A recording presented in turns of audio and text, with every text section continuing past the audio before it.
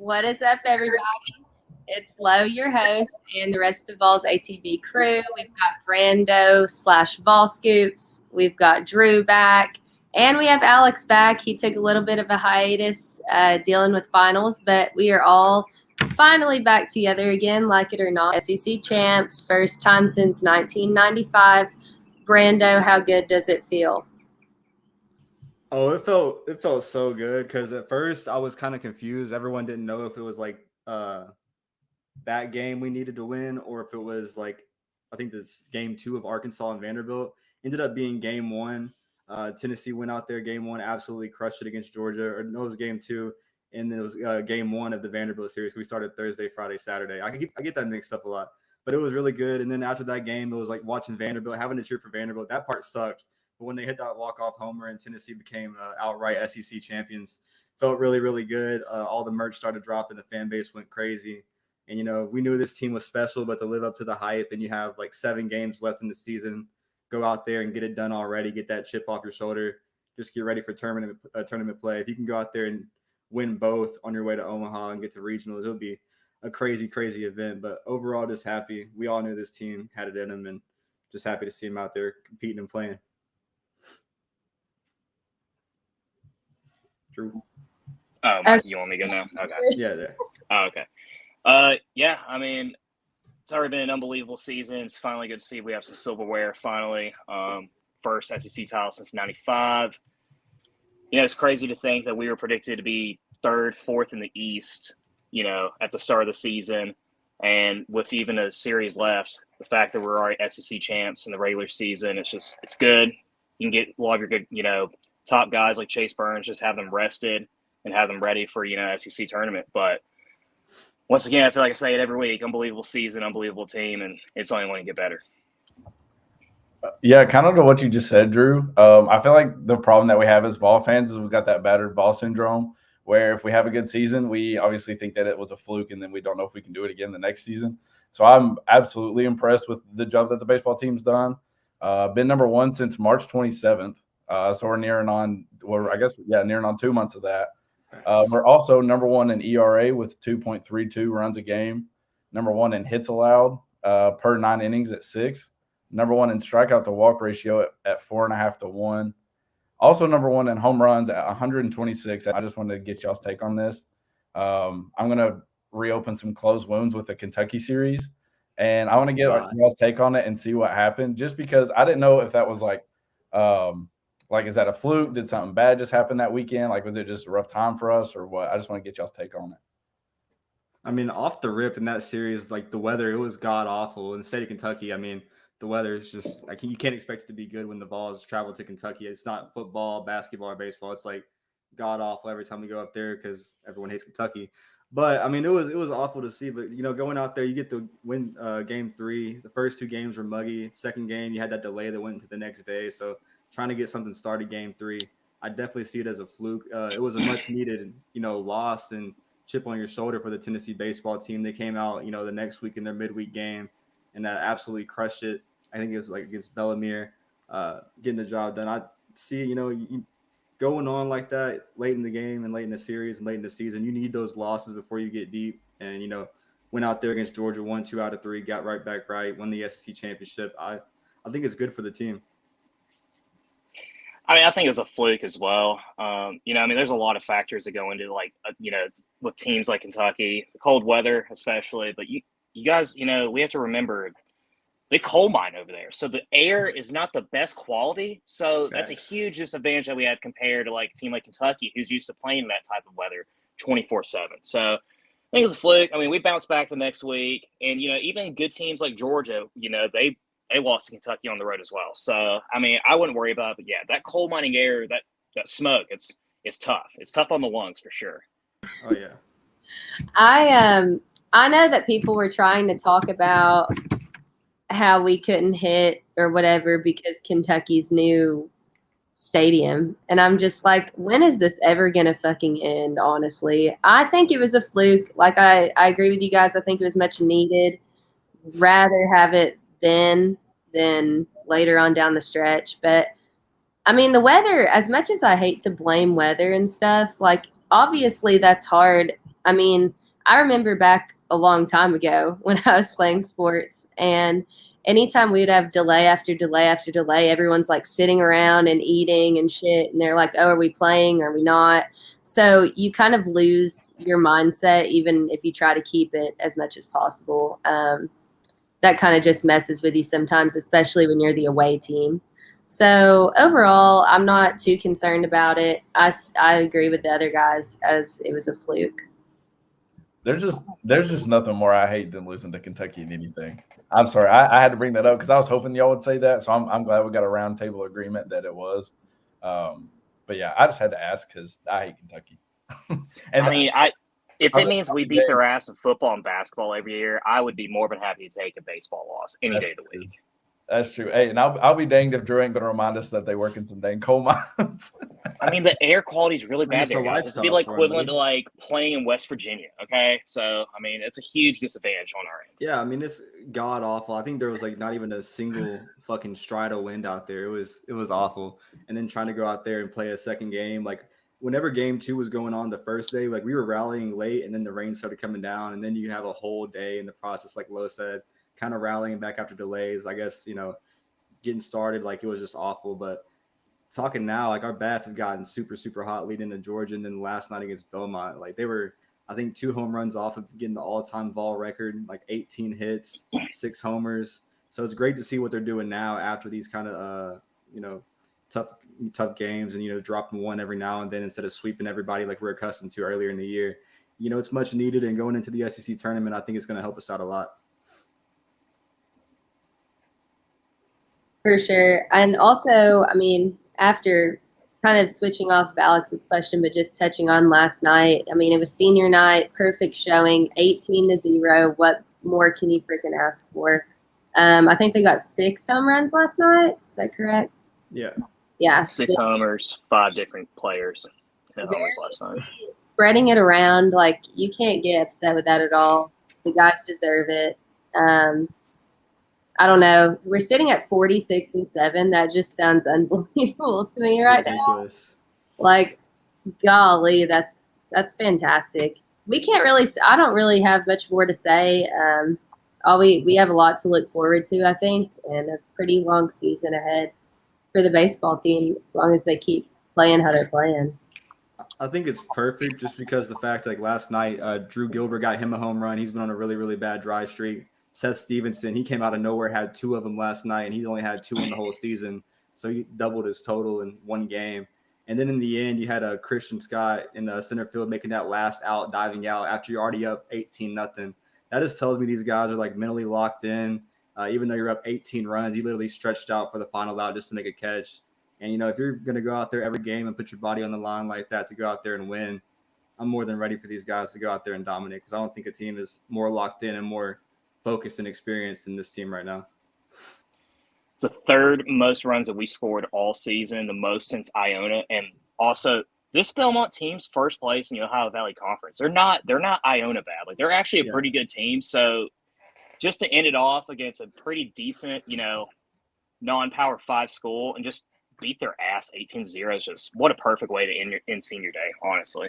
Oh, we weren't repeating a Tennessee Tech, wood bat scenario. We came out there. We're not letting these kids have a World Series. Like, we're going out there and we're putting you in the ground, whoever you are. So I like to see that always. I guess next we got the 3-game series against Mississippi State. So that'll be good. I heard Coach Vitello on the drive today talking about getting his guys ready. They had to bus there because the SEC rules. Like, that's awful. That's a 7-hour bus drive. So, like, that's just god-awful. I pray for them on that. But game starting, I think it's another Thursday, Friday, Saturday, right?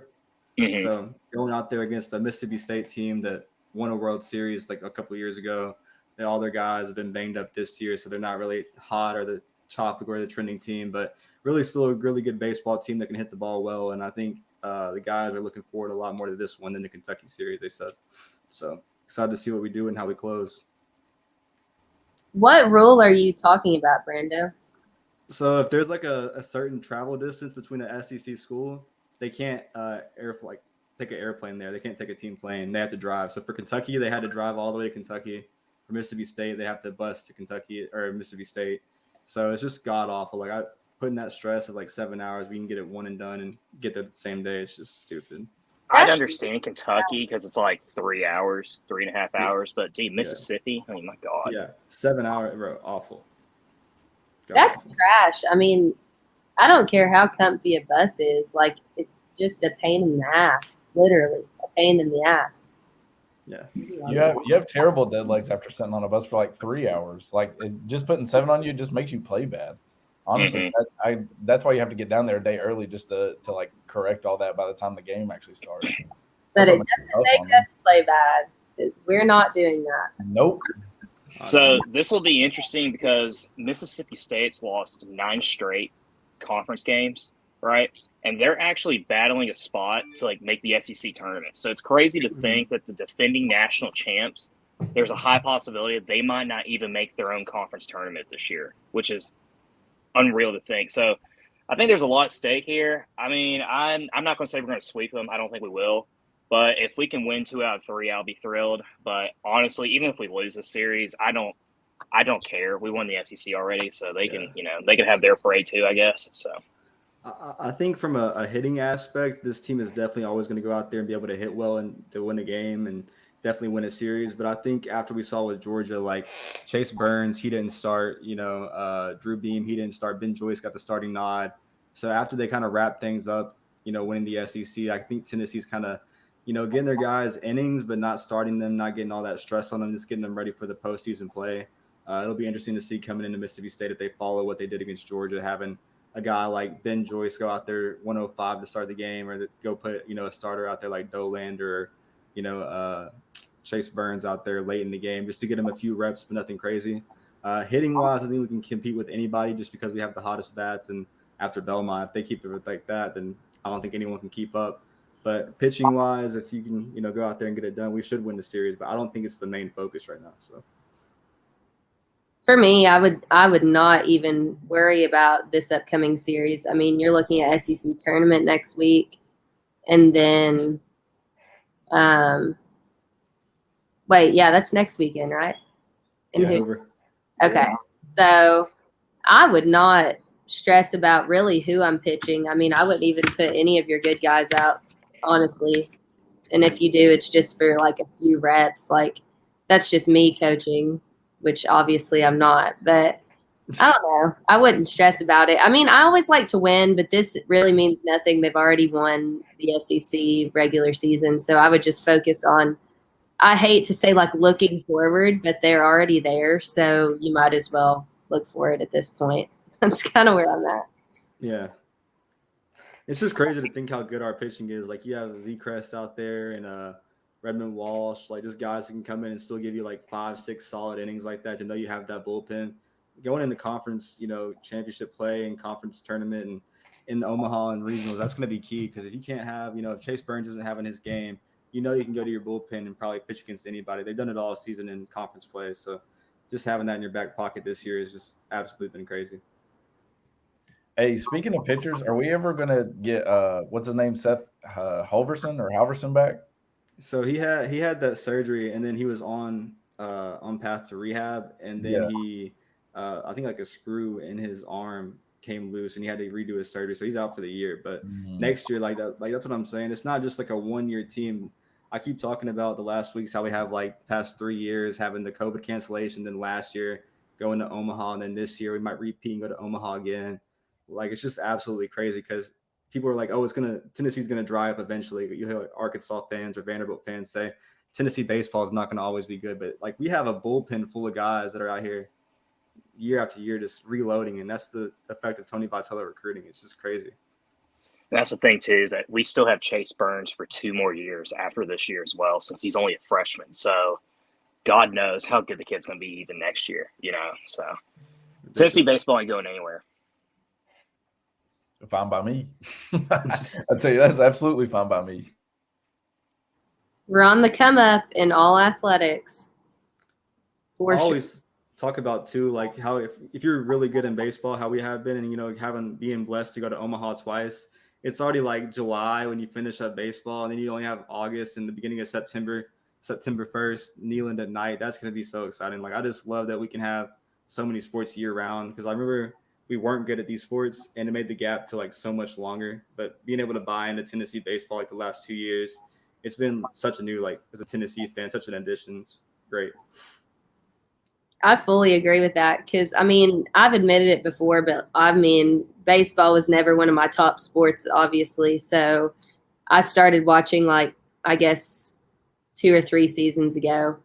And it's been like ecstatic. I mean, I bought season tickets this year, and I will always support them. But I really just never realized how much fun it can be. It's obviously always fun when you're winning, but just being there, being a part of it, like it really is a special thing. And that's a great point, Brando, because I mean, honestly, that's literally a month, and then you're at Neyland, so it's pretty cool.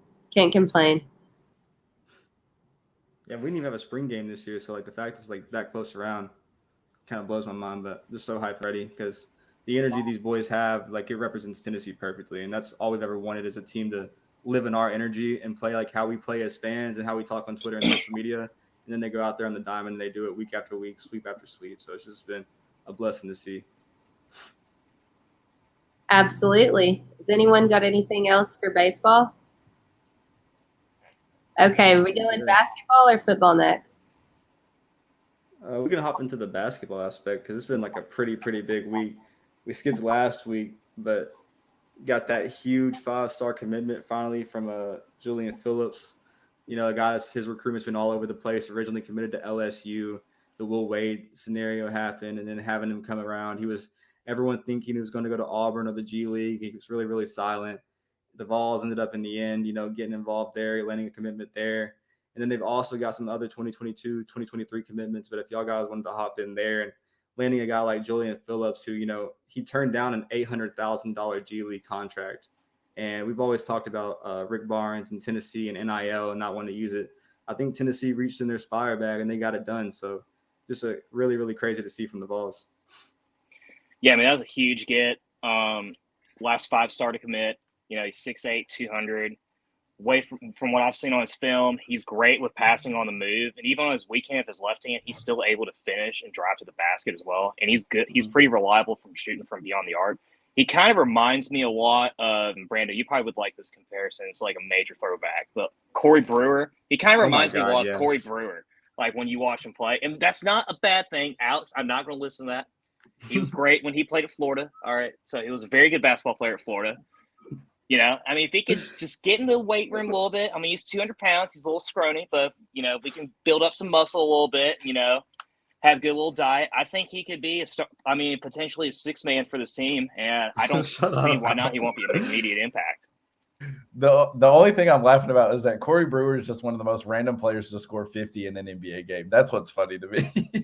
But the fact that he was outstanding at Florida. Hey, no, he was. He absolutely was. He's part of that 2-time championship team. Mm-hmm. But no, Julian Phillips, he looks like the real deal. He's the number 1 player in Missouri, number 12 nationally. Super long athletic wing that likes to run the floor really well. Like y'all been saying, he's got a really nice jumper. He also takes contested mid-range pull-ups, which obviously is a big part of Rick Barnes' offense. He always sets those pin-down screens to get him curling around.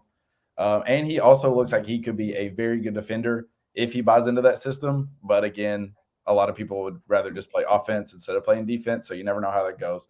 But, I mean, he looks like a really good addition to put beside Triple J if he comes back and Vescovi if he's there and Zakai. So, I mean, he helps just keep us long and athletic, and you can't really ask for much more after that. So,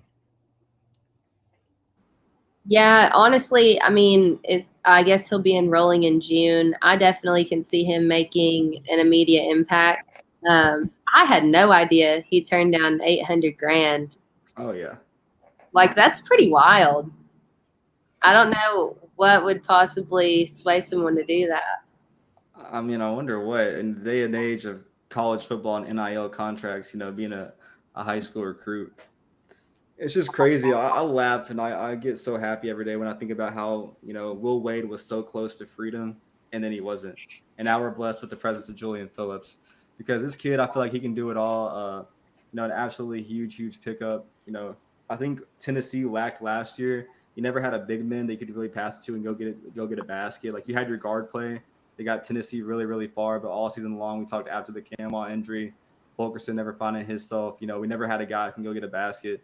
And I think Julian Phillips, not only can he go down low and be your guy down low, but even on the perimeter, this guy can shoot the ball. He can, you know, play offense. He's gifted as can be. He's a 5-star for a reason. And I feel like this guy is like a guy, he can be our Jabari Smith of what Auburn had, where you can just pass it to him go get a basket, because you're not going to have Kennedy Chandler, but your guard play is going to be like super, super good. BJ Edwards, Tyrese Key now here with the Vols. You know, he came home, finally enrolled today. Both of them are on campus today that Tennessee dropped that video. So having the guard play there, hopefully you get Vescovi back, Zakai.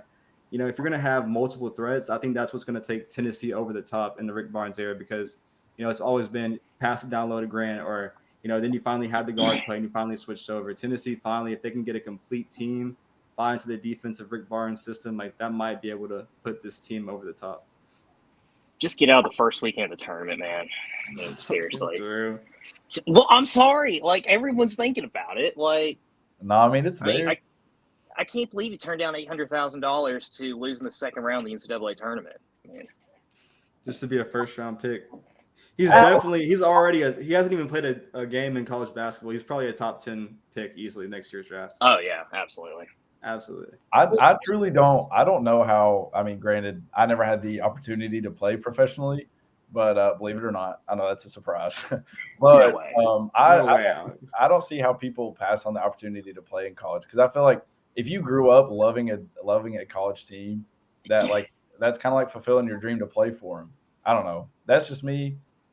Granted, there's also a lot of money and fame to be had once you go professional, but I don't know. I feel like there's nothing like playing for a college. I don't know. That's just me. That whole conversation when Brando was talking about not having any big guys around just made me think of Drew with Euros's double-double. I'm just saying, he was close twice. It was close twice from getting a double-double. It will happen. Grenades. I don't know why. I have a really good feeling about all three of them coming in, plus if Triple J and Vescovi come back.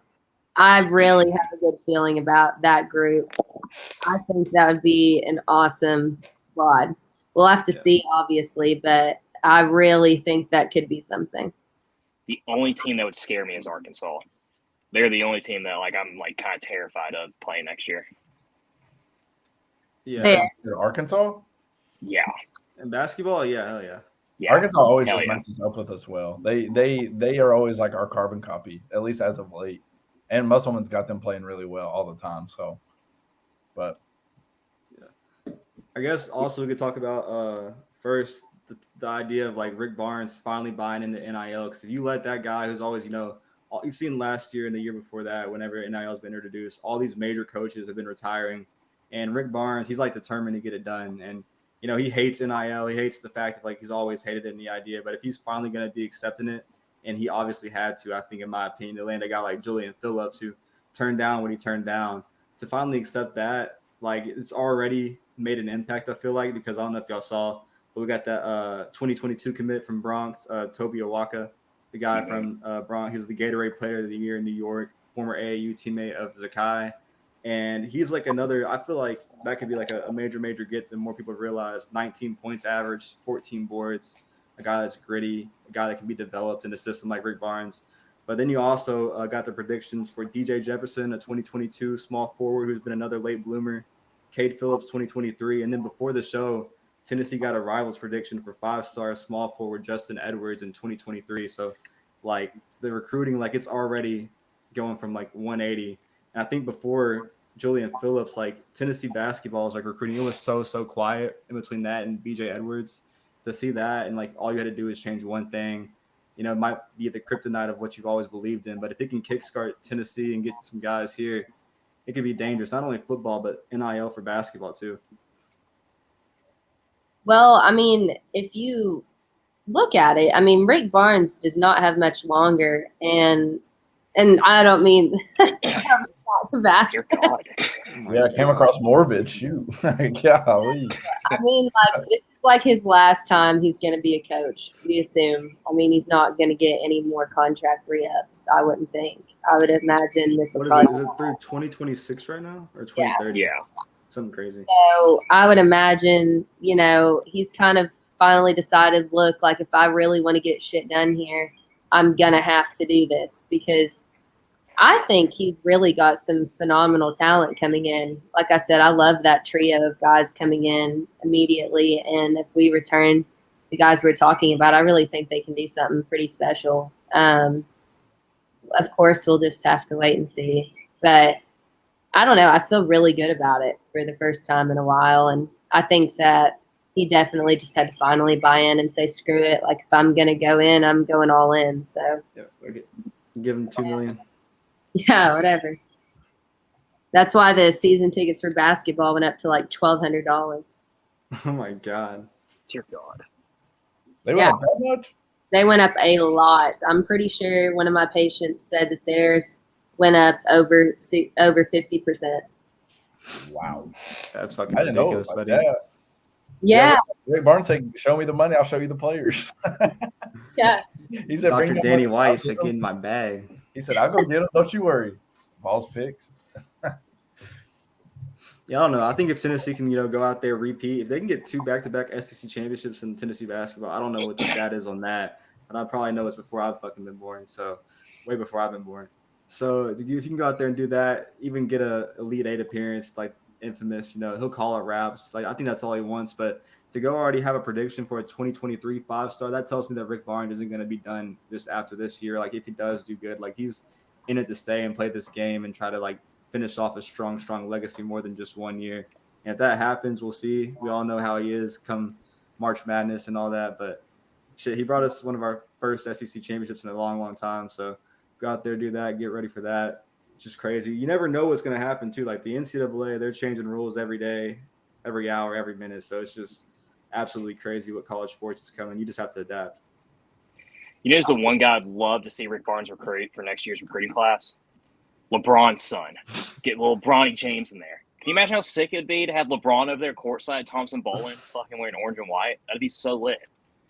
You gotta have LeBron's son there. That could only bring good publicity. I don't know why.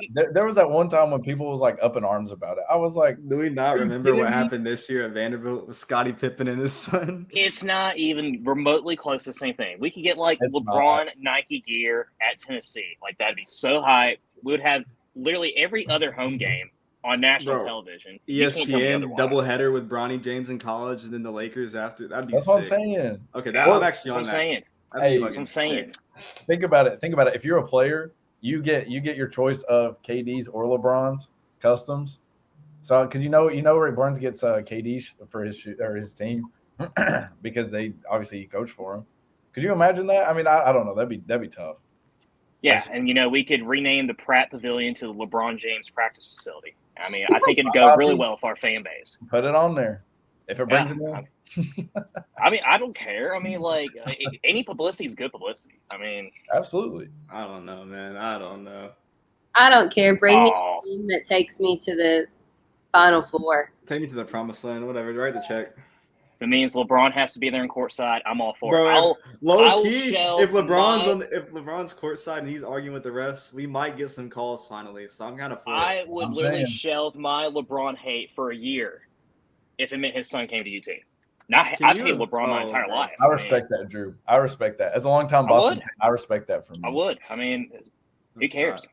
I'm not a huge fan of LeBron in the slightest. I think he's kind of a puss. But, again, just tells us how you really feel. Yeah. Bring me the team that's going to get me a Final Four appearance. I don't give a shit who it is, what it takes. Because you absolutely know that if LeBron's son is going to come to Tennessee, all those other 5-star recruits are going to be like, man, LeBron's going to be on campus like every other week. Like, this is going to be so hype. I'm on board. LeBron checkered board, LeBron Nike shoes. Dude, like, it'd be genius. It'd be the best business move Tennessee basketball has ever done. That would be pretty wild. 100%. That'd be absolutely tough. You got me daydreaming now. Shoot. I don't know. I'm saying we were one of the 10 teams he had on his list, so. Yeah, until our fan base was like, no, get him out of here. Like, why? Why would you say that? You know that like Vols picks and Sean Fincham and all of them would hate it, but you know what? Vol picks just they don't speak for the fan base. I'm not even joking. He just quote tweeted me. Oh my God. Hey, he's everywhere. He's everywhere. He's Shout out pissed. Baltic. Shout out Jeremy Pruitt's burner He's account. pissed because I'll tell you what he's pissed about. He's actually pissed because he's saying he's blaming Heupel because not Tennessee, but the NCAA put a rule in today that the cap on 25 player classes going forward in recruiting for college football is no longer. So you can sign up as many people as you want as long as you don't exceed the 85-man roster limit. And for a team like Tennessee and a lot of other SEC teams or FBS teams in general, Group 5 teams, it's kind of hard to go out there and recruit in states like Florida and Georgia. They can go out there and get a few guys that, might not have been on the top of their list, but still valuable players. Like Tennessee probably, on defense, there's a lot of guys that might not be at the top of their list going forward. But, now that there's new rules in place, if they have the extra spots, hey, might as well bring them on campus. If it doesn't work, you can just, get rid of not to get rid of him, but, we all know how processing works in this day and age of college football, get them to another school. And that can happen for the next 2 years. Like you're going to be seeing a lot of teams, process guys out just to process guys in because there's no rule on it now. You can just, all you have to do is make sure you have the 85. So it's going to be interesting to see how that affects Tennessee going forward. I don't think they could have done anything this year because it just fucking went in effect. So Vols picks are another dumbass statement. But on top of that, well, I mean, he was also getting get furious over the fact that Grant Firking, I think that's his name, the guy that runs, the On3 Sports that's on the football team. He was pissed that there was a photo of him catching a football in warmups. He's like, he got more playing time than anyone else. And then, immediately when I told him, I'm like, that's fake news, bro. He caught one pass, which was his first catch ever in 3.5 years of being here against Bowling Green. And then, the guy didn't even have the nerve to respond to me after that. Dude's a clown. This guy's a Absolute fucking dumbass. clown. He said we could have used it for portal spots, but that's just not true. It's for high school recruiting only. Because if you could go out there and take portal guys to fulfill your 85-man roster for high school recruit, that'd be fucking ridiculous. I mean, guys, we all know if Pruitt had this opportunity, he would have been able to get 15 more quarterbacks and still have them behind Jarrett Garantano. And eventually, guys, we would start winning football games. Oh my God. 15 quarterbacks. No more, no less than 15 on roster, just all playing behind number 2. Also, did y'all see Trey Wallace, good friend of the show, he broke the news earlier. The NCAA Council has announced conference championship games can be determined by the best 2 teams in conference, no matter what side of the conference they're on. Are you telling me we're about to be in the day and age? I know SEC, they're going to pod systems soon, right? We're going to have probably 4 pods. So I don't understand how this will work regardless. But you're telling me for the next 2 years until they do figure it out, the pod system, that we can have 2 East teams or 2 West teams in the SEC championship? Because he followed up and said the Pac-12 has already announced they've changed formats. It's now the 2 teams with highest conference winning percentage. So if you have 2 teams in the West, like Bama and A&M or Bama and LSU on the other side, or like a Georgia, Tennessee, that would be stupid. Oh, 100%. Settle down. That's not going to happen with the SEC. Just relax, okay? What they should do is if we're going to break into the pod system, we should have a playoff where the top 4 teams of each pod play in a semifinal, then championship. Imagine the carnage. My God, it'd be the greatest move in the history of college football. Tennessee, Bama versus Auburn. That'd be the sickest thing ever. Could you imagine an SEC championship where it's Florida versus Tennessee? The number of arrests and cost of damage would be astronomical. Way worse than this has to happen. Game. Oh my God. Absolutely. Reading it, I'm not even close to 4, but when you put it like that, I'm kind of fucking ready. 4 pods of 4 teams, top 4, the winners of each pod playing a semifinal. The highest, the best record plays the worst record pod. They play each other. Winners go to the SEC championship in Atlanta. I love that. Wait, it'd be four pods of 4 teams, right? Yeah, because they're going to 4 on each side. Oklahoma and Texas make 16. So then you would have to play each team in your pod. So there's 3 games, and then you would get one from each other pod. So make 6 total. Or how would your conference? You could do maybe like 1 permanent rival. So ours naturally, of course, would be Alabama because we have to have a guaranteed loss. The SEC knows that. And then we would play other teams as well, and that potentially adds another out of conference game, which I wouldn't be opposed to. So you play the 3 teams in your pod. Yes. and then It's 3 there. a team from each pod once. So there's 6. And that alternates. So that's 6 games. You're on a 12-game season. You have your permanent rival. Yeah, so you have that your makes 4, it 7. Yeah, that makes it 7. And then you have your 4 out of conference games, or 5 out of conference games. And the rule I'd make is 4 Power 5 opponents in the out of conference, and then 1 FCS opponent, because we gotta help our little friends out over there in East Tennessee, like ETSU. Oh my God, that would be local business. That would guys, be fucking sick. Guys, put me in the committee right now. I am a fucking genius. My mind is actually blown. There's been a lot of terrible pod system takes, but I think the best one just happened on Vols ATB. I think so too. I really like it. I see no problems with it. It also just kind of, I mean, honestly, if they look at strength of schedule still, I mean, you would be fucking gold on that if we had all those opponents to play. No, because that also pairs up Texas and Oklahoma every year, right? Yeah, that'd be Texas, Oklahoma, and Texas A&M. So and Missouri. Oh yeah. That would be put big. Missouri in there. That 4-man pod would be elite. Yeah, true. So it would make the most sense for our pod to be like Kentucky, Vanderbilt, us, and then maybe Georgia. But nationally, because we all know that the SEC hates us with a passion, we'll get Georgia, we'll get Alabama, we'll get Florida. Auburn, or Florida, or they'll find a way to fuck us and put LSU in there too. So not yet. Yeah, the rumored ones I've seen have been like Tennessee, Auburn, Bama, and Vanderbilt in a 4-man pod, and that wouldn't be too bad because if they cancel each other out and you get your win over Vanderbilt, and then you beat Auburn, and then have Auburn beat Bama on a lucky year, like you're in there. Especially if you're just going to go to the 4-man conference championship kind of tournament, like you said, the best pod team of each pod, and then 4 go in there, like. That'd be pretty fucking sick. And you wouldn't have to it'd be the easiest path for Tennessee going forward. Then you got to think about they're going to expand the college football playoff and all that. But I'd be so hyped for the out of conference part, because we had that announcement with Virginia for next year. It's not even this upcoming season, but for next year. And I'm already looking forward to that. And it's a whole season after this away. I agree. Playing in Music City, I agree, is awful. But playing a team like Virginia in the ACC is pretty sick. No, it's not. We're playing Syracuse in 2 years. Who cares? Yo, I'd rather have us. Is an easy ass schedule. We played 2 ACC opponents next year.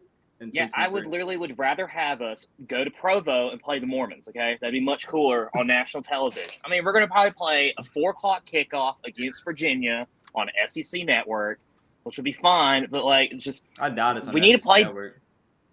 Oh, it'll be SEC Network or ESPN2, one or the other.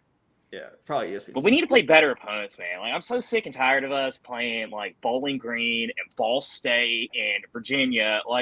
Give me Miami. You know what? Give me Notre Dame. I don't care. Give me fucking Memphis. I don't care. That's what I was going to say. Something high. I want Ohio State, Clemson, Notre Dame. Fuck it. Let's take all of those people that I hate. Yeah. Yes, because last time we did that, we played Oregon in 2013, and we lost 35,000-0. I'm going to put a spin on this, though. We need winnable out conference, but it needs to be respectable. I mean, Bowling Green. My man is going to get these wins. What are you talking about? Quit losing the confidence, man. I'm not losing the confidence, but let's be realistic here. Drew, hold on. This is the same guy that last week when I said we're going 5-0 and we're going to be 5-0 against Bama. He's been shitting on my take for weeks. This guy is the known neg of all the show. For weeks, I've been I've stayed one firm stance. We're not beating Florida, so Drew, stop this foolishness, okay? We need winnable out of conference opponents. Okay? I agree. I'm not talking about Ohio State. Virginia's not impressive. If you played Wisconsin or Iowa or hell, Florida State is more appealing than Virginia. I mean, what has Virginia ever done at? They're good at basketball. That's it. So on that take, I kind of agree, because this year we were supposed to play Army. We ended up switching it out with Akron. Then we got Ball State, Akron. What is it after that? UT Martin or something before and that. Tennessee School for the Blind as well. Chill. What? Oh, God, you funny. So I'm gonna put a spin. I know this out of conference, but if you have those 3 games and you're excited about going out there and playing Ball State, you got to be a year away, kind of excited. Even though it's going back to the mid-state after the Purdue game, it's still a stinger in my stomach. But playing against a team like Virginia, that'll be on ESPN or ESPN2, a national game, ACC versus SEC. Doesn't happen a lot. And then the spin lately, if Arch Manning realistically goes and follows his mom's side of the family to Virginia, in 2023, and Nico opens up against Arch Manning in 2023 in Nashville. You're telling me you're not going to be hyped week 1 of that game? You're like, what? Because our quarterback next year, starting quarterback, is going to be Joe Milton. Oh my God. I kind of see that trotting out, but like, I don't know. Nico is going to easily get playing time. Joe Milton's going to go out there, and it's going to be. I hate to make this comparison, but it's going to be kind of like a little bit like Jerry Colquitt, where he finally waited his turn, and after the first drive, he gets a season-ending injury. They throw out Nico. Nico looks like shit, but Nico progresses throughout the year to become a first-round draft pick later on. I mean, that's just what's going to happen naturally, especially if a Manning's going to be on the other side playing for Virginia. Like, that has to happen. Oh my God. Who hurt you, Drew? I just being realistic. I'm not trying to get my hopes up with football. You're Basketball, different story. That's what's crazy though, because even if at least my arguments on like Vols picks are like rational. They kind of like make sense and like there's reasoning behind it. It's just not random blabber and like having hype will look like Mr. Rogers or something ridiculous. So, hey, hear me out. Stone Cold Balls 98 says Drew or Stephen A. Smith ? I think that is the greatest compliment I think anyone's ever given me. So thank you. I mean, Stephen A. Smith is my idol. So no, you want to be JJ Redick. You want to be JJ Redick. He knows what he's talking about. No. Like Stephen A. Smith has all the memes. So yeah, for takes like that one. Yeah, they're memorable. You'll remember it. You're not going to remember what JJ Redick's valid argument was. You're going to remember the ridiculous shit that I said. I don't know. I'm hyped for this year because I know Drew, he has his doubts for this season after our portal additions on defense, but you did land a little bit of help on defense. It's not a terrible, upgrade for next season. I feel like you got a lot of guys that are coming back, open up, try to get that revenge game on Pitt. If you can really lead off the brand of Tennessee football and have a crazy year this year, I just think that does happen 2023. Like next season, we're like set up for future seasons to like keep improving. 2023 looks like a really favorable schedule. This year you have, like at least 6 or 7 guaranteed wins, should win 8 or 9. Just getting right back on that stage. If Nico does come in and live up to the hype, like there's no reason the process from what we thought would be like a 7-8 year process for Tennessee football is turning into like a 2 or 3 or 4 season. Hey, we're waiting on the football team to finish the Holy Trinity and get them an SEC championship. Yeah, basketball won, baseball did it. Oh my gosh! Hey, we're waiting on number 3. We're waiting on number 3, boys and girls. That's all. And guess what? We're gonna be waiting for number 3 for quite some time, guys. So let's simmer down a little bit. Why do you because it's true. I'm not gonna go like drink this Vols Kool-Aid. I've been doing that for 23 years. I'm not doing it now. Keep drinking. I've learned my lesson. Pour you another cup because we're gonna do it. Oh Drew, how sad were you when Jalen Robinson went to Ole Miss and we lost another portal guy? I mean, I didn't really care personally, but I don't either. I mean, like it was one of those things where like it would have been nice to have him just for more depth, but like we already got Bert McCoy. That was like our top guy. So yeah, he would have obviously played inside and in the slot, but I mean, he probably would have been good depth and slot behind maybe Jalen Hyatt. But honestly, though, we got Brew. That's all we needed, and it'd be good for a lot of these other guys, like Nimrod and them as well. Well, they'll get those opportunities to get on the field, so it'll be all right. I'm gonna go ahead and call my early sleeper because we're gonna go 4 wide a lot next year because he's like they said Tennessee they held back a lot of the offense year 1 of going to year 2, and I've mentioned every time they go from year 1 to year 2, the offense under Josh Heupel always makes a drastic improvement. So going 4 wide, and you thought it was bad for the defense last year. The offense went really, really slow with a lot more running than they're kind of prone to used to doing. They kind of go like more heavy air raid and making more big plays and chunks like that just to give the defense a break in year 1. I've been told that like year 2, they're just going to let it go all out and go even faster, which is absolutely ridiculous because they were averaging a play every like 2.99 seconds, which is stupid.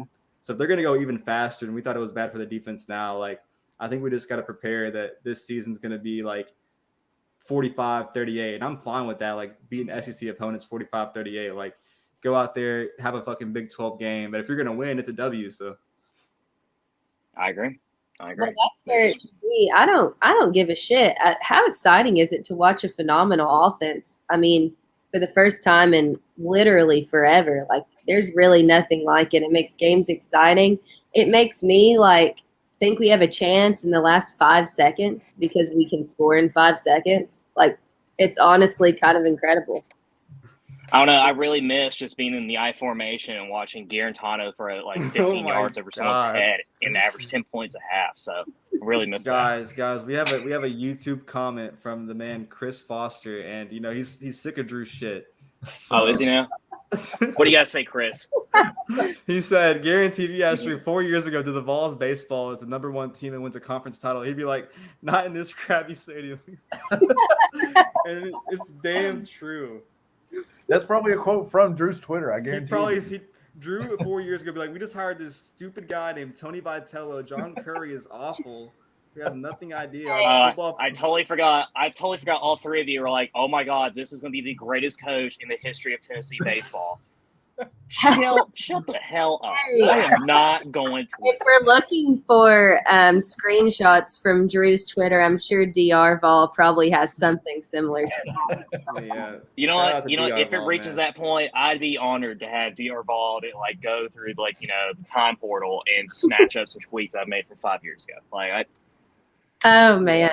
That's such a ridiculous. All right, Chris. Thank you for listening to the show. I don't want to hurt your feelings or anything because apparently I've hurt too many people's feelings on the show the last 2 weeks. But that's a ridiculous comment. No one in their right mind thought Tony Vitello was going to be the best baseball coach in America in less than 4 years. And to validate your argument, yes, we do still have a shithole of a stadium. So that's why we're making improvements on it. You got to make improvements on every stadium. That's fucking crazy. I love the YouTube comments. God, it's awesome. It adds another element to the show.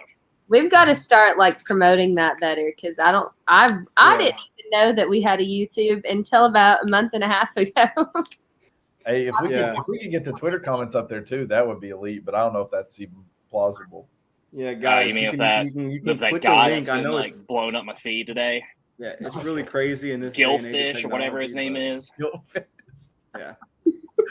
We promote not attacking umpires. We've done it plenty of times in the show, and now we're going to promote not attacking Vols ATB members like Drew. Drew is a normal human being.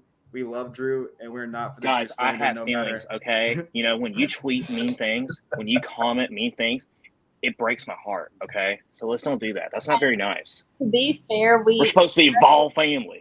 To be fair, we promoted non-physical violence on umpires, so non-physical violence on Drew, but you can always roast his ass on here.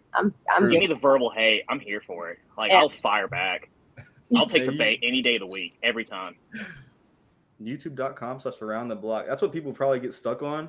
That our YouTube is under the Around the Block network. If you search up Hard Knocks UT Around the Block, it'll pop up. But here on Twitter, it's Hard Knocks, just Vols ATB. But yeah, definitely adds a cool element. Even though Drew does get a lot of slander, even on our duo week, he got slandered. So we're fucking. See, good. You know what makes a very good podcast? You have to have one guy on there that everyone just hates his guts with the ridiculous comments that they make or whatever the reason is. I'm more than happy to be that person. I've told you that from day one. I hope I am the Stephen A. Smith of this show. If people they hate my guts, I love it. I'm all for it. This guy was bred by Fox Sports Knox, so I'm sure you can handle it. Oh, I've heard worse. Trust me, I've heard a lot worse. What a spiral of a show. That's funny. Oh man. Seriously, us getting off topic? No way. All right, so I did want to ask you guys this question though, since I think we already kind of answered it a little bit, but still want to ask it in a formal way, per se. Since we are opening up with Virginia next year, what are teams that you would like to see that we play against out of conference in the future for the next 10 years? Yeah. So for my list, I put it's already kind of a future thing, but I'm really looking forward first to the one in Washington, the home and home against Washington. That's going to be fucking sick just because they're Navy versus our Vol Navy. And then going out there, it's literally on the West Coast. So we don't really play a lot on the West Coast. And then also I was thinking, obviously, I want to play Memphis again in football. I feel like having guys, we don't have a lot of real rivalries out of conference. Play in Memphis, that'd be a dogfight every single year. And then I want to go play after seeing Auburn play up there this year. I want to go play Penn State in a whiteout game. That would be absolutely sick. Orange and white in a whiteout game at night. Sign me up, bro. James Franklin, fuck yes. Come on, Heupel versus Franklin. I don't have a top three necessarily, but I do. You already mentioned it earlier, Drew. I'm biased to this one, but I think Tennessee and Miami should meet up. because I do think that those are two programs that are back on the rise from an early or late 90s, early 2000s run. And they both kind of fell on hard times since. But I honestly think it makes sense because, like us, we at least look like we're riding the ship right now. And then there's a lot of hype around Miami football with bringing in Mario Cristobal and what the work he's already done. So I would love to see that. Drew or Brando, you raise a good point with the Washington game with the Navies meeting up. I think that one's going to be a fun one. And Lo, I think you also raised a good one with Ohio State. I think that one. I just want to be like at that stadium just to see what it looks like, because I heard that the atmosphere is incredible. So I want to see what that atmosphere is. But obviously, walking into that stadium and disappointing all them fans will be a ton of fun. So I mean, we're not going to disappoint them, but that's all right. What? True. Come on, man.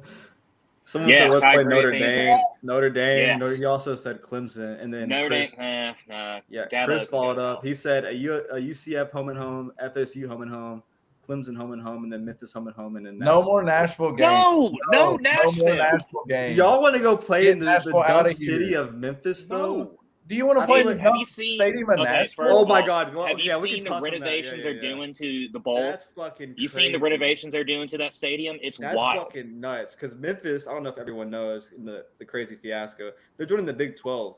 So like they got all this shitload of money that Memphis, the city, probably has not seen in like decades, but the university is getting it, sadly, not the city. And they're building a crazy football stadium. I don't know how it'll affect the bad things in the city, but the football stadium is going to be like really, really nice. So there's that. I mean, that city can't get any worse. I'm still sticking with Notre Dame, Clemson. Mm-hmm. I'd like to see Michigan. That would be solid. And I don't really give a shit if they're really good programs, because we are a really good program historically, but we're on the come up. And if we want everyone to start respecting us again, we're going to have to beat some of these big names. Seriously. Like, I'm sick of playing Akron and Ball State. I think beating Pitt this year, Pitt has to be the team we have to beat. It's going to put, that's the only team we play out of conference that can, I think they're ranked number 9, top 10 in the country, have that USC transfer quarterback. They lost Jordan Addison, but Pitt, they beat us last year in Neyland after that crazy shit show, Joe Milton era. And then to go out there, you have Hendon Hooker, your true offense, some transfers on each side.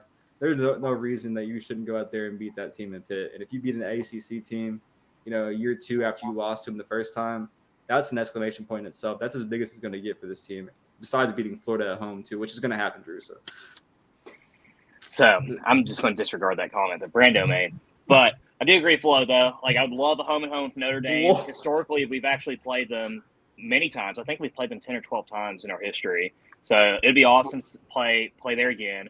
I would like to see a home and home with Iowa. I think Iowa would be a pretty sweet one. I know we've only played them in bowl games in a neutral site over in New Jersey back in the 80s, but I feel like they got a pretty awesome stadium, pretty cool atmosphere there.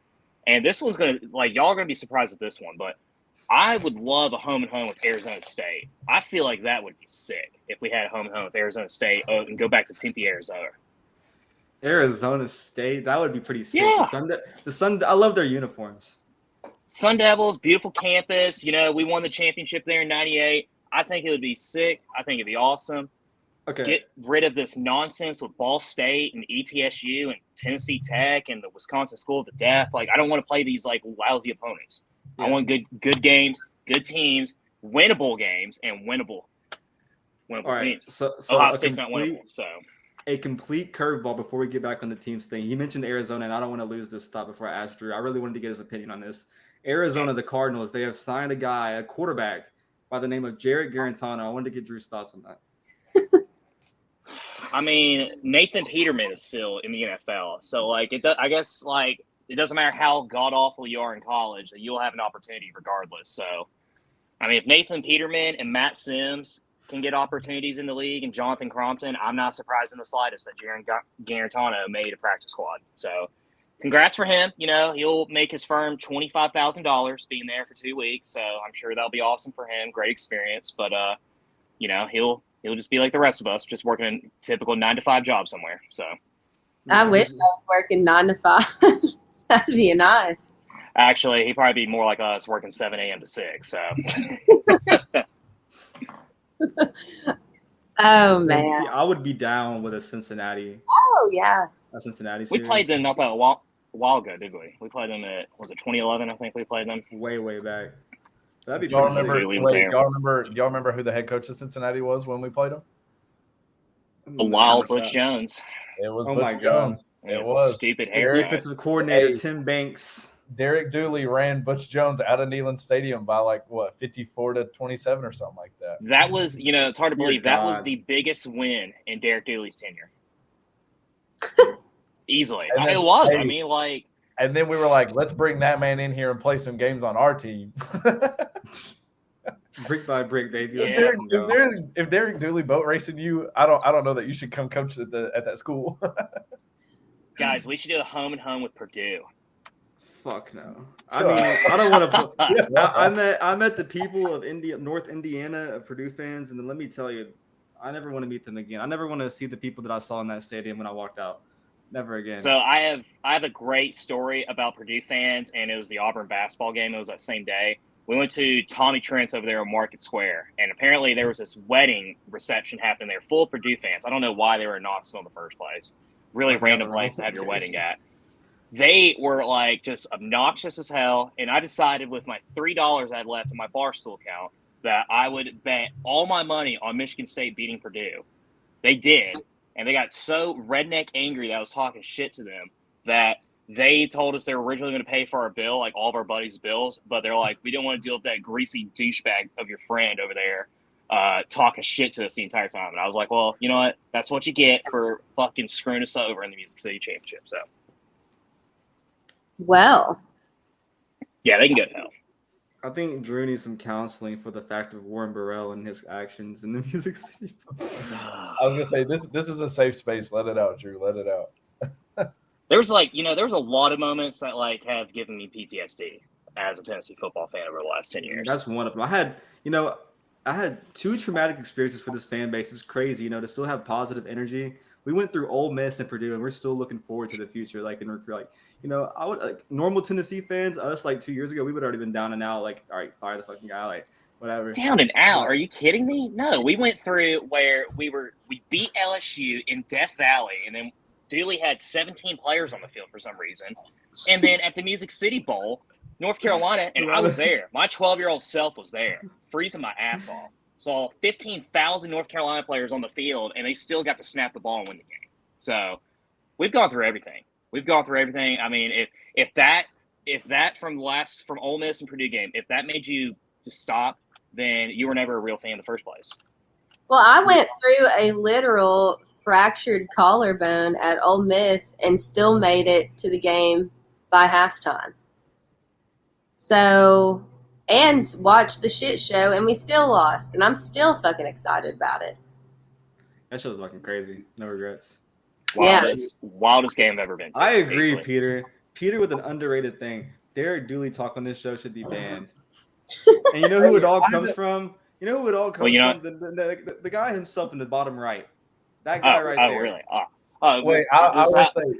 First of all, he's the one up here. Your Uncle Al mentioned Cincinnati in 2011. Okay, we would have never even talked about that clown of a head coach that was our head coach for 3 years if it wasn't for Uncle Al. So shame on you, Brando.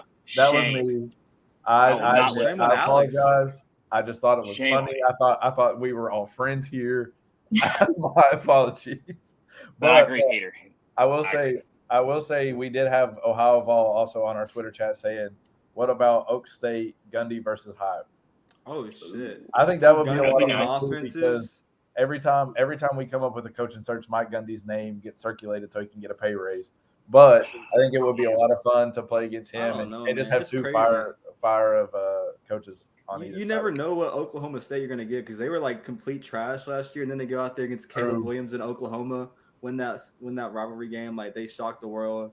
The whole Lincoln Riley, he destroyed Lincoln Riley's future at Oklahoma. I'm convinced. That man up and dipped the next day. They truly are either 9-3, 10-2, or just 4-8. Just randomly. They never finish middle of the pack. They're either at the top for no reason or at the bottom for no reason. You're right. I'd love to have a 9-3, 10-2 season. Hey, I wonder what's that like. I take a few of those. I take a few of those any day of the week. I take a couple. The That's thing a couple is, 10-2s, follow the 4-8. I'll take that any day of the week, easily. Yeah. Better than being 5-7 or 6-6 every year. we talk about the fact that like all these teams we want to play in the future, but honestly, like you can tell me anybody's name, like with the people how we're recruiting right now, the names I'm hearing for like a 2023 class. Anything about those guys 3-4 years down the road, I'll play like anybody, like Big 10, Big 12, Pac-12, ACC. I feel like if you go out there, you throw guys like Nico, surround him with guys like Carnell Tate, other 5-star wide receivers, like you're getting like legit traction on the recruiting trail right now, where you're getting like certain guys you're valuing more. And having weekends upcoming like that, like just the guys that we're about to start bringing in, if you can do that and continue the offense and the system that Heupel builds and build it on family and everything, get the team close, boy, like anybody, you can give me anybody, Ohio State, Clemson, I think we're going out there and winning. Bama. We're beating Bama. Is that what you're saying? No, but Josh Pate, we can mention that. Y'all hear Josh Pate? He said that in the betting odds right now, they support the fact that Tennessee has a better chance of beating Bama than Texas A&M and LSU right now. That's pretty crazy. I mean, I would believe that. I mean, LSU is going to be god awful. I think they'll probably wind up finishing 6-6 this year. And dude, A&M is like the most overrated team in the country every single season. I mean, that team gets so much hype for no apparent reason, and then they always wind up going 8-4. So you think that we're not starting off 5-0, but you think LSU's going 6-6, but we're not beating LSU in Death Valley? No, because we haven't beaten LSU in Death Valley since 2005, Brando. We haven't. Well, we did beat him for 5 seconds, and then the thing happened with that coach you mentioned. Oh, yeah, Doofus. That one guy. That one guy Doofus that's not named anymore in this show. Yeah, the broken hip guy. I mean, realistically, from a paper to paper, we should beat LSU, but I'm not going to believe that until that clock hits 0 and we have more points on the scoreboard than they do. Actually, Florida. 20 minutes after the clock hits 0. Just 20 minutes, yeah, exactly. That's true, because they can always change something. Until all those players are off the field and that scoreboard is turned off, that's when I believe. Yeah. Exactly. It's like teams when they lose their head coach, they kind of like, we got fucked by most because we lost. Not only did we lose a head coach, but we got fucked by the NCAA in the process. So we lost so many roster spots, and like it would have been nice to have like a rule that just got rolled in today, like 2 years ago, and we got fucked by Pruitt, and we could have just refilled right then and there with high school kids as much as we wanted. But teams like LSU and Florida, they're also on the bad side of this because they just lost a ton of players from Ed O and the Dan Mullen era. So they're like severely have depth problems, which is why I'm so confident about playing them just after like how it affected us and then the stats all around in the SEC for a year 2 head coach, like Ole Miss and other teams going 10-2. The trajectory is up for us. It's going down for them. Like on paper, it just makes sense for Tennessee to go out there and win those games like that. And it could definitely be like beating a big SEC West team like that would be huge. But I don't know. I think the biggest start like that, 5-0, because Josh Pate talked about it. If you go in 5-0 on the third Saturday in October, a lot of kids my age, like 21, they don't know what the third Saturday in October is like truly about. And, to be 5-0, if you do have that happen, imagine Neyland Stadium. Like, we thought Ole Miss was fucking crazy. Just on a little closer note, that would be fucking insane. Knoxville would be crazy. I agree. It's always great to dream, but that's when reality kicks in and just hits you right in the face like that. It ain't happening. So, Drew, everyone can see it but you. And Andrew even agrees. He says that you have the worst case of battered ball syndrome he's ever seen. I think deservedly so. I think I deserve it. It's just called being a realist. You say ball battered syndrome. I say I'm just being realistic. You know what? So yeah, because you battered. That's fine. Bro. That's fine. I don't want to hear any of you people go on voluntary reaction when we lose to Florida in a heartbreaking fashion and be like, "This damn bullshit." The refs is be like, "No, like I told you we're gonna lose this game. We always do." So it's better to get that out of the way and move on than as opposed to holding on to something that's not going to happen. We need to bookmark this because I'm That's curious what I'm saying. as we get closer and we go through our big season review, like right before football starts, and then game by game. I want to know if Drew changes his stance at all as we get closer. So I'll that's tell what I've you been this. predicting. I will at least say this. After 14 Busch Lights on game day, I will probably convince myself that we would win that game. All right, I will say that. Yeah. So when you hear me on game day say that, just know it's because I'm like at least a case deep. All right, but sober, We're not winning this game. Hey, they say the truth comes out when you drink, Drew. That's all I'm saying. I got you just believe anything you want to believe. Your heart comes out when you're drunk. That's not always a good thing either. Dude, I got pre-approved for by work the other day for all the games off in the season, and now I've been thinking about, especially after like the show and during the show, is the fact like all of us, and especially being around Drew, because like last year was a different crew. This year with this crew and having a crazy man like Drew in Neyland Stadium, I just think it's gonna be crazy. Like the Vols ATB content for football, being around each other is gonna be fucking insane. And we're experience. We're in the we're all in M2. So Florida week. You know damn well by game day, Drew's gonna be on the fucking page tweeting out, "Let's cook some fucking gator" or something crazy. We're gonna be 3 or 4-0. We're gonna beat Pitt in Pitt, and Drew's gonna be like, "All right, this is the SEC championship year. I promise you." 3 hours before game starts, Drew's gonna be like, "Hey, join me for my post game live celebration after we beat Florida." No. First of all, I wouldn't do like a live celebration. I'd just tell you to meet me at Cool Beans. So. We saw the video of Drew to the Kentucky fans after the basketball in the group chat. Imagine what Drew's going to do to Gator fans going out of Neyland if we beat them in 2022. I mean, I nearly fought like a group of like Ole Miss fraternity brothers after that game in October. So Florida will only be 10 times worse for sure. So. Oh man, God. I was there the last time we beat Florida, and honestly, I just sat in there for like 45 minutes because it was just that remarkable. Hey, I teared up. Yeah, guys like me, teared up that day. A really good point. Guys like me, all the youngins have no ideas about the good old days with Bama. The best Bama memory I have of my entire life was either Lane Kiffin getting the field goal blocked right when we were about to go out there and kick it to win. I was at like an O'Charlie's in Dixon, Tennessee. Or the other one was actually thinking we had a chance with dumbass JG. Yeah, thinking we had a chance with JG, and then he takes us under his own will and fumbles the fucking ball. So yeah, I have no recollection of Tennessee and Bama. Nothing good at all. We're all young, aren't we? Aren't we all pretty young? Like I don't have any good memories. I mean, the last time we beat them, I was 8. I don't think a single one of us is over 30. No, Dear God, I mean, you think I was almost 30? Jesus Christ! Almost. Even the prong and back. I'm not that old. Holy fuck. Drew, if I saw you behind a VolQuest message board, I thought you're like 70, like fucking true nigga. Well, in fairness, my VolQuest username is Vol for Life or 98. So, like the Facebook, like Vol for Life or like VAWL, like that style too. So Vol for Life. Oh dear. Vol for Life or 98. Yeah. So if you see me comment on VolQuest, that's me. So. Oh my God. But I am not VolSpick, so do not associate me with that man. All right. Don't want to hear that, man. You're kind of sus. Yeah, you sound similar. See, coincidentally, he live tweets me and quote tweets me during the show. Right? This guy never has seen my Vols. That's an alibi. It's just crazy. Brando, I'm doing all this on my phone. Like I don't have a computer here. Like I'm not video. Like I don't have the video camera on my computer. I'm literally doing this on my phone. So how could I possibly quote tweet you while the show's going on? I would have to like move it around. Wait, I have a question. Have we ever seen Drew and VolSpicks in the same place at the same time? Has anyone ever seen VolSpicks outside of his VolSpicks? Like Twitter, like that's a ridiculous thing. That man's name is Matt. I don't want to, blast him on the air. That man's name is Matt Daniels. Blast him. That boy's named Drew. That man, his name is Matt Daniels. That man has an Instagram. He follows the VolSpicks Instagram follows his account. He got blasted by Trey Walsh or someone. I think it was hilarious. Yeah. He hasn't posted about it since. Like if you reply to that man saying your name is Matt Daniels, he won't reply to you. So I'm gonna like message him tonight, see if we can get him on the show next week. What do you guys think? We get him, Sean Fincham, Sab. I mean, we get the trio. Oh, y'all funny. Dear God, Drew's bringing fucking fire to our show and brand, dude.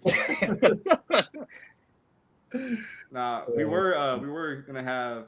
I guess I'm just gonna throw it out there. We're probably next week or this week. We were trying to have Caleb Herring on the show, but he attended his brother's graduation. Elijah Herring had his senior graduation, but I was kind of talking about that because he was telling me next week he wants to do it, and that'll be super super lit because not only next week on Wednesday would it be great, but that weekend is Memorial Day weekend, their biggest recruiting weekend like in Tennessee history since like 2013. Shadavian Bradley, Francis Magoo, like crazy 5 stars. You had Carnell Tate. He was at the baseball game, Game 3 at Georgia, and he thought that he wasn't going to be like visiting Tennessee until after Memorial Day weekend. He comes up, visits campus, gets a one-on-one with the coaches, which he really, really wanted. That was huge in itself. But then having the Memorial Day weekend coming up, like you're having, I think it's like 4 5-stars and like 8 4-stars expected to be at Tennessee. So the names that are going to be coming out here soon are going to be absolutely insane. And then Tennessee's also trying to wrap it up with transfer running back Ramon Jefferson from Sam Houston State. So a lot of good football news. If you can have that next week, have Caleb on the show, and then wrap it up with that, I just think that's going to be pretty cool. Yeah, I think it's going to be great. I love whenever we all finally get together again and have all these ridiculous discussions. It's so much fun. Thanks. Yeah. I know. I'm sorry. Stupid school wasn't in the way. I know. Well, I mean, just us, not you, Alex. True. Yeah, But I wanted to feel special. Also, an Thanks. update on the Neyland renovations, by the way. They're adding the Vols letters back on the Jumbotron.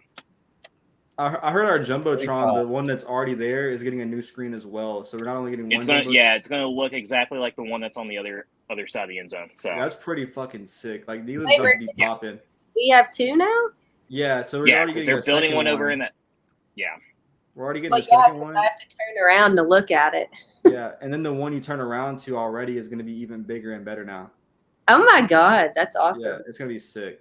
So I'm super excited about that. And the tickets, like, unless you got the luxury seating, like your ticket price probably went down for the season. So that's pretty cool too. Just all in all, I'm hyped. September 1st, got it marked on my calendar on a Thursday. Drew probably hates that too, but reservation. I'm going to be there. All right, first of all, I'm going to be there too. So, what is up with all the attacks here? I'm getting attacked from all 3 of you people. Now I'm getting attacked on YouTube. I mean, this is unbelievable.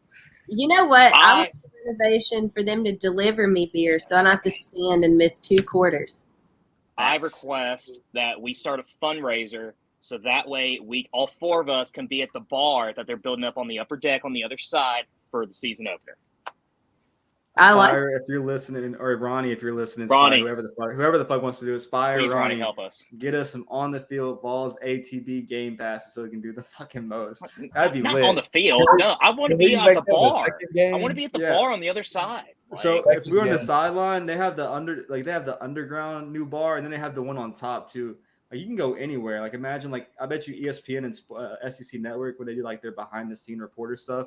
Just cut into them on the West Wing fucking bar, lit. That'd be lit. I'm calling out. I'm gonna call out Juice Davis and ask him to get us on the field for the opener. Yeah, Juice, that'd be pretty lit. If you're listening, really appreciate that. Game 2, save it for Game 2, please. Game 2. Hopefully, all these ticket prices, Game 2, beer prices go down because holy shit. Why Game 2? You want them for Akron? That's that would be a new kickoff. I can't make the season opener. That's why. On a Thursday, why not? Because I got school. What you mean? Akron. Imagine having a life and education. And golly, it's horrible. I hate it. Well, 3 out of 4 ain't bad. So that's a good update. Peter also included. He said he asked about getting tickets for the new bar.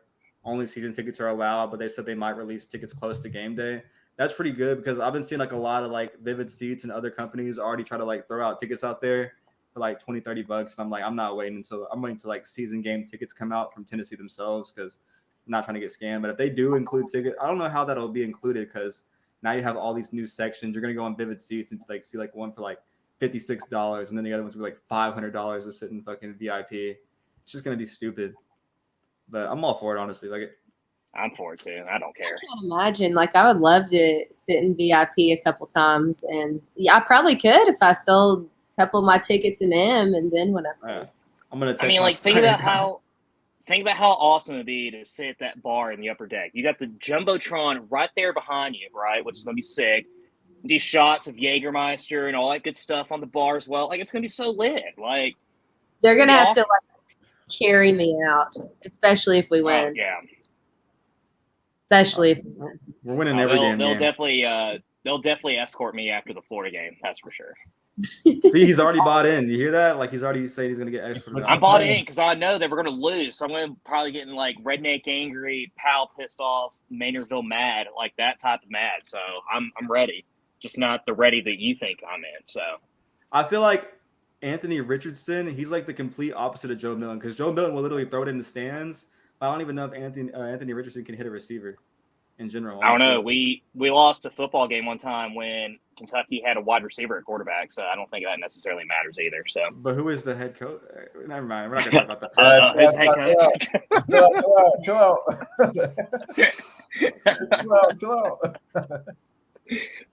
Too much All things right, on this show.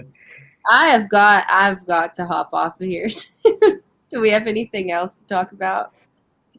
No, everything's going upward. I can't take it. It feels like a dream. Hashtag blessed beyond blessed. I can't take it. Being a Vols fan at 21 and being happy is a new thing, and I'm learning to accept it. I just hope that the football team pulls off the Holy Trinity, finishes the triple threat, and just know that we all love Drew and we all love his takes, even though it's okay to be wrong. I mean, you can listen to all this, fairy tale, rainbow land nonsense that these two people above me are saying, but it's time to be realistic. All right. It's going to be a fun year of football this year. There's going to be some good moments. We're just not beating Florida. We're not beating LSU, and we're certainly not beating Alabama. So we'll probably have to wait maybe another 10 years for an SEC championship. But that's all right, though. I don't know about 10. That's quite a stretch, if you ask me. But nonetheless, It's been 23 since we've had one. But hey, shut the hell up, Drew. Hey, on a closing statement, the boys have officially made it to Mississippi State. They're on the field as we speak, practicing, and they said the caption is testing the air. And Drew mentioned how bad the air was in the coal mines of Kentucky. So looking so far, so good on an away turf. I don't think we'll have any crazy situations like that series. Just on a closing statement. I think they have more restrictions on coal mining over there in Mississippi than they do in Kentucky. Oh, yeah. Well, I mean, when you're in Kentucky, you live, breathe, and die by it. It's your job. It's your lifestyle. It's everything to you. So, yeah. Okay. Sorry, Alex. I hope you can join us more because now you're out of your little finals thing. So I hope we see Alex more on the show. But absolutely, I'm hoping to be a part of it more. Okay, well, we've had Alex back. This has been a blast, and honestly, if you're listening or listen to this, make sure that you go figure out our YouTube. You said it's under Around the Block Network, or you can look up Hard Knocks Around the Block, and it will pop up, be the first thing. You'll see all four of our beautiful faces on the show, and you can just click on the live link every Wednesday at 7 p.m. Central, 8 p.m. Eastern, and be a part of it. It's pretty fucking lit. So drop the comments. We will post them as long as they aren't like super ridiculous. We will absolutely post them, or we may just post them, especially if you have your full name on there, and kind of roast you as well, because that would be fun. I'm all for the hate. Yeah. All for the hate. Yeah, I know. I love it. So, yeah, we need to get the YouTube going. I'm going to start tweeting it out a bunch because that's really fun. But I guess I'm done. If you guys are done. Yeah, we're out. All right, we're out. Watch the BaseVOLS this weekend. Cheer them on. Pray for Drew. Happy to have Alex. Pray for me. I'm not sick. Like Chris Foster, he said I searched it. It came right up. So yeah. Okay, great. So still listening. YouTube, you can also type in ATB Vols, Vols ATB, Hard Knocks UT, whatever. Surely it'll come up. Send us some comments. Send us some questions. And I think we're going to have a really fun show next week as well. So just stay tuned. And I think we're out. So good night. Go Vols. Go Vols. Go Vols, baby. Vols.